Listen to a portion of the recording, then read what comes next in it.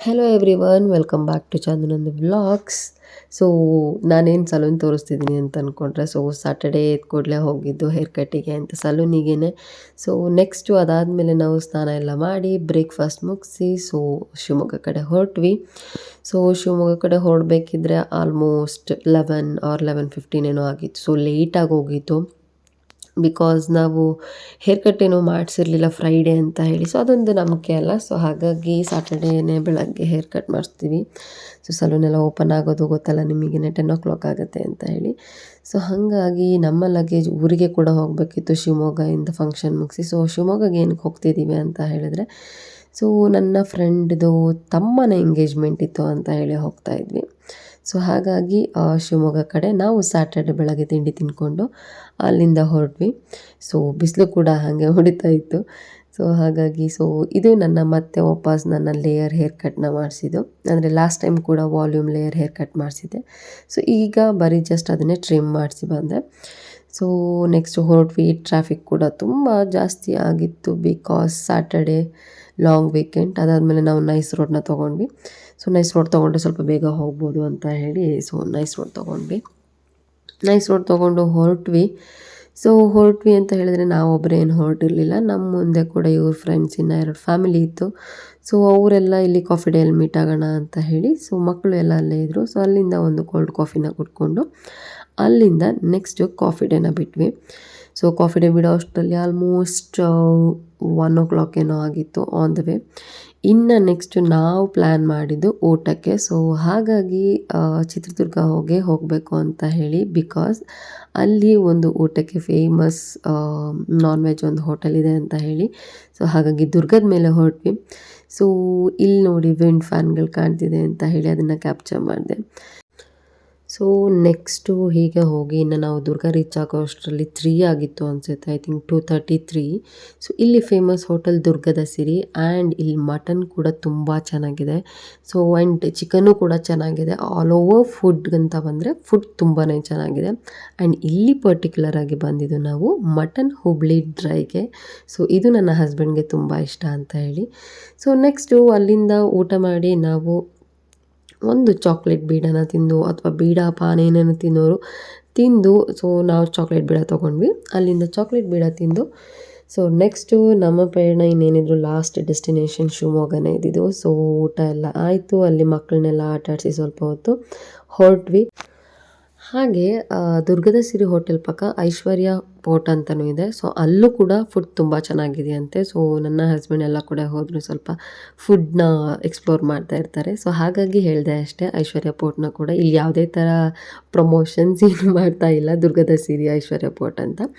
So ಪರ್ಟಿಕ್ಯುಲರಾಗಿ ಬಂದಿದ್ದು ನಾವು ಅಲ್ಲಿ ಮಟನ್ ಹುಬ್ಳಿ ಡ್ರೈನ ತಿನ್ನೋಕ್ಕೆ ಅಂತ ಬಂದಿದ್ದಷ್ಟೇ.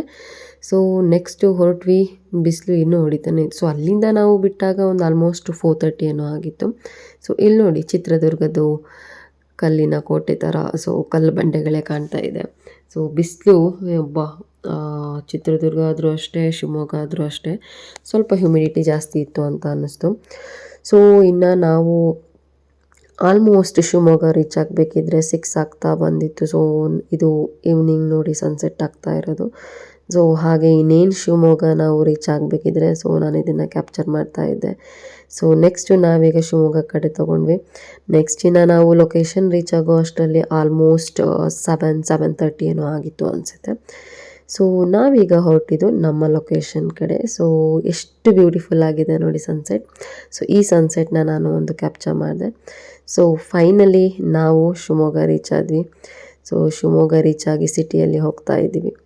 ಸೊ ನೆಕ್ಸ್ಟ್ ನಮ್ಮ ಡೆಸ್ಟಿನೇಷನಿಗೆ ನಾವು ತಗೊಂಡಂತಹ ಒಂದು ಟರ್ನ್ ಬಂದ್ವಿ. ಸೊ ನಮಗೂ ತುಂಬ ಟಯರ್ಡ್ ಆಗೋಗಿತ್ತು ಬಿಕಾಸ್ ಬೆಳಗ್ಗೆ 11ಗೆ ಬಿಟ್ಟವರು ಮತ್ತು ಊಟಕ್ಕೆ ಅಂತ ಅಲ್ಲಿ ಲಾಂಗ್ ಸ್ಟಾಪ್ನ ಹಾಕಿ ನೆಕ್ಸ್ಟ್ ನಾವೀಗ ಲೊಕೇಶನ್ ರೀಚ್ ಆದ್ವಿ. ಸೊ ಲೊಕೇಶನ್ನಿಗೆ ಅವರೇ ನಮಗೆ ಕಂಟ್ರಿನಲ್ಲಿ ಅವ್ರದ್ದೊಂದು ಕ್ಲಬ್ ಹೌಸ್ ಇದೆ. ಸೊ ಅಲ್ಲಿಗೆ ಬಂದ್ವಿ. ಸೊ ಕಂಟ್ರಿ ಕ್ಲಬ್ಬಿಗೆ ನಾವು ಬಂದು ಸ್ಟೇ ಆಗಲಿಕ್ಕೆ ಅಂತ ಹೇಳಿ ನೋಡ್ತಾ ಇದ್ವಿ. ಸೊ ನಮ್ಮ ಜೊತೆಯಲ್ಲಿ ಬರ್ತಿದ್ದಂಥ 2 ಫ್ಯಾಮಿಲಿಯವರು ಬರಬೇಕಿತ್ತು ಅಂತ ಹೇಳಿ ಹಾಗೆ ವೆಯ್ಟ್ ಮಾಡ್ತಾ ನಿಂತಿದ್ವಿ. ಸೊ ಇದು ಕಂಟ್ರಿ ಕ್ಲಬ್. ಸೊ ನೆಕ್ಸ್ಟು ನಾವಿಲ್ಲಿ ಡಿನ್ನರ್ ಎಲ್ಲ ಮುಗಿಸಿದ್ವಿ ನೈಟ್. ಸೊ ನೈಟು ಡಿನ್ನರ್ ಮುಗಿಸಿ ಹೋಗಿ ಫ್ರೆಶ್ ಅಪ್ ಆದ್ವಿ.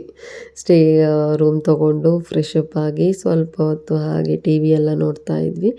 ಸೊ ಟಿ ವಿ ಎಲ್ಲ ನೋಡಿ ನ್ಯಾಪ್ ಅಂತೂ ತೊಗೊಳಕ್ಕೆ ಹೋಗಿಲ್ಲ, ಜಸ್ಟ್ ಟಿ ವಿ ಎಲ್ಲ ನೋಡಿದ್ವಿ. ಸೊ ಮಾರ್ನಿಂಗ್ ಎದ್ದು ಇನ್ನು ಊಟ ಎಲ್ಲ ಮುಗಿಸಿ ಸೊ ನಾನೊಂದು ಗೆಟ್ ರೆಡಿ ವಿತ್ ಮೀ ಮಾಡೋಣ ಅಂತ ಹೇಳಿ ಈ ಸ್ಯಾರಿ, ಬ್ಲೌಸ್, ಬ್ಯಾಂಗಲ್ಸ್ ಎಲ್ಲ ಹಾಕ್ತಿದ್ದೆ. ಸೊ ಇದೊಂದು ಶಾರ್ಟ್ಸ್ನ ಗೆಟ್ ರೆಡಿ ವಿತ್ ಮೀ ನಾನು ಹಾಕ್ತೀನಿ. ಸೊ ನಾನು ಹೇಳಿದ್ದೆ ಅಲ್ಲ, ನಮ್ಮ ಅಪಾರ್ಟ್ಮೆಂಟಲ್ಲಿ ಬಂದಾಗ ಒಂದು ಖಾದಿ ಬ್ಲ್ಯಾಕ್ ಕಲರ್ ಸ್ಯಾರಿ ತೊಗೊಂಡಿದ್ದೆ, ಹಾಗೆ ಒಂದು ಬ್ಲೌಸ್ ಕೂಡ ತೊಗೊಂಡಿದ್ದೆ ಅಂತ. ಸೊ ಅದೇ ಈ ಬ್ಲೌಸ್ ಮತ್ತು ಸ್ಯಾರಿ. ಸೊ ಇದರಲ್ಲಿ ಅಷ್ಟು ಫೋಟೋಸ್ ಮತ್ತು ವೀಡಿಯೋಸ್ ಮಾಡೋಕ್ಕಾಗಿಲ್ಲ, ಇನ್ನೊಂದು ಟೈಮ್ ಹಾಕಿದಾಗ ಮಾಡ್ತೀನಿ. ಸೊ ನಾವು ರೆಡಿಯಾಗಿ ಹೊರಟಿದ್ದು 11:15 ಆಗಿತ್ತು ಅನಿಸುತ್ತೆ ಹೋಟೆಲ್ ಬಿಟ್ಟಾಗ. ಸೊ ರೆಡಿಯಾಗಿ ನಾವು ಲೊಕೇಶನ್ ಹತ್ರ ಹೊರಟ್ವಿ ಈಗ. ಸೊ ಲೊಕೇಶನ್ ಬಂದು ಶಿವಮೊಗ್ಗದಲ್ಲಿ ರಾಯಲ್ ಆರ್ಕಿಡ್ ಅಂತ ರಾಯಲ್ ಆರ್ಕಿಡಲ್ಲೇ. ಸೊ ಫಂಕ್ಷನ್ ಕೂಡ ತುಂಬ ಲೇಟಾಗಿ ಹೋಗಿತ್ತು ಅಲ್ಲಿ. ಸೊ ನಮಗೂ ಕೂಡ ಟಯರ್ಡ್ ಆಗಿದ್ವಿ, ಸೆಕೆ ಬೇರೆ, ಮಕ್ಕಳೆಲ್ಲ ಇದ್ರು ಇನ್ನು ಫ್ಯಾಮಿಲಿಯಲ್ಲಿ. ಸೊ ಅಲ್ಲಿಂದ ನಾವು ಫಂಕ್ಷನ್ ಮುಗಿಸಿ ಒಂದು 3:30 ಏನೋ ಆಗಿತ್ತು. ಸೊ ಹೊರಟಾಗ ನಮಗೆ ಹಾಸನ್ಗೆ ಹೋಗಬೇಕಿತ್ತು ನಾವು. ಸೊ ಶಿವಮೊಗ್ಗದಿಂದ ಇನ್ನು ಹಾಸನ ಹೋಗಬೇಕಿದ್ರೆ ಹೆವಿ ಮಳೆ, ಹಾಗೆ ರೋಡ್ ಕೂಡ ಟ್ರಾಫಿಕ್ ಆಗೋಗಿತ್ತು ಮಧ್ಯದಲ್ಲಿ. ಸೊ ಇನ್ನು ನಾವು ಒಂದು 6 ಹಾಗೆ ಇಲ್ಲಿಗೆ 6 ಅಲ್ಲ 7 ಅನಿಸುತ್ತೆ. ಸೊ 6:37 ಆಗಿ ಹಾಸನಿಗೆ ಬಂದು ಅಲ್ಲಿ ಸ್ವಲ್ಪ ಲಗೇಜ್ ಇತ್ತು ಅಂತ ಹೇಳಿ ಲಗೇಜ್ನ ತೊಗೊಂಡು ನಾವಿನ್ನು ಹೊರಟಿದ್ದು ನಮ್ಮಮ್ಮನ ಮನೆ ಕಡೆಗೆ. ಸೊ ನಮ್ಮಮ್ಮನ ಮನೆ ಹೋಗೋ ಅಷ್ಟರಲ್ಲಿ 8 ಆಗಿತ್ತು. ಸೊ ಅಲ್ಲಿಂದ ಟಯರ್ಡ್ ಆಗೋಗಿತ್ತು ಅಂತ ಹೇಳಿ ಸೊ ನನ್ನ ವ್ಲಾಗ್ನ ಇನ್ನು ಮಾಡೋಕ್ಕಾಗಲಿಲ್ಲ. ಸೊ ನನಗೆ ಇನ್ನು ಪಾಪು ನೋಡೋ ಎಕ್ಸೈಟ್ಮೆಂಟಲ್ಲಿ ಕೂಡ ವ್ಲಾಗ್ ನಾನು ಮಾಡಲಿಲ್ಲ. ಸೊ 8 ಆಗಿತ್ತು, ಟಯರ್ಡ್ ಆಗಿದ್ದೆ ನಾನು ಕೂಡ.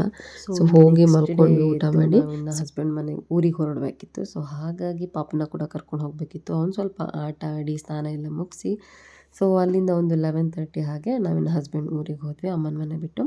ಸೊ ಪಾಪನ ಕೂಡ ಕರ್ಕೊಂಡು ಹೊರಟ್ವಿ. ಸೊ ನಿಮಗೆ ಈ ವಿಡಿಯೋ ಇಷ್ಟ ಆದರೆ ಒಂದು ಲೈಕ್ ಕೊಡಿ, ಶೇರ್ ಮಾಡಿ, ಹಾಗೆ ಕಮೆಂಟ್ ಮಾಡಿ. Thank you.